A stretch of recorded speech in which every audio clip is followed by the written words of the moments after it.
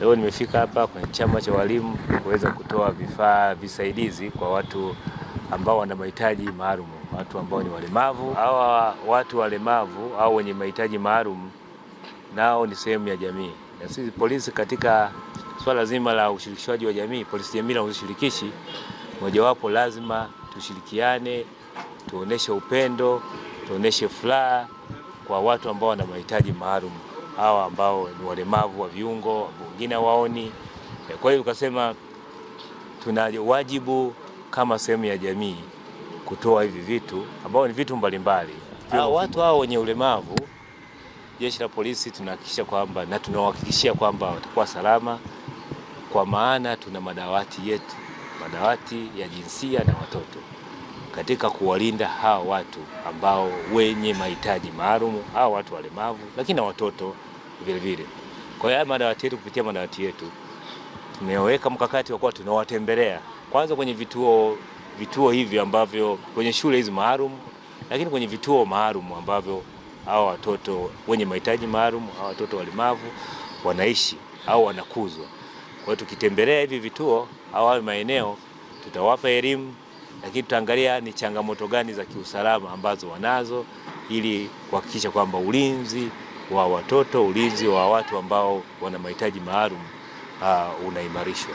Kwa hiyo ni watu ambao wanahitaji usimamizi wa karibu na jeshi la polisi, lakini na wadau wengine kwa ujumla, kwa sababu haya masuala ya ukatili wa kijinsia na watoto ni masuala mtambuka, yanahitaji ushirikiano wa dhati na wadau mbalimbali. Jeshi la polisi sasa lina ushirikishaji, linaishirikisha jamii, na sasa limeweza kukigusa chama chetu cha walimu na walimu wake kwa ujumla. Kwa hiyo tunashukuru sana jeshi la polisi kwa ushirikiano wa karibu sana na chama chetu cha walimu.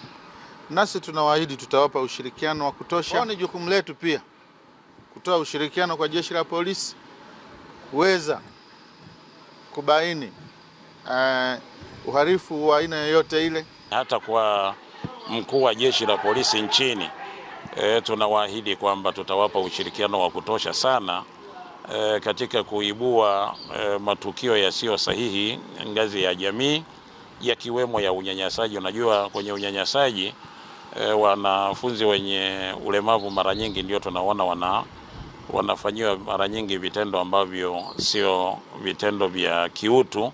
Mtumiaji anatakiwa ashike na kidole gumba kiwe mbele, na wakati wa kutembea lazima awe anapeleka kushoto na kulia. Lengo nini? Ili kama kuna obstacle yote mbele ataigusa. Akigusa anaanza kuhisi kwamba kuna kitu kiko mbele yake ambacho si salama. Pia tunayo mipira ambayo tunaita mipira chuchu.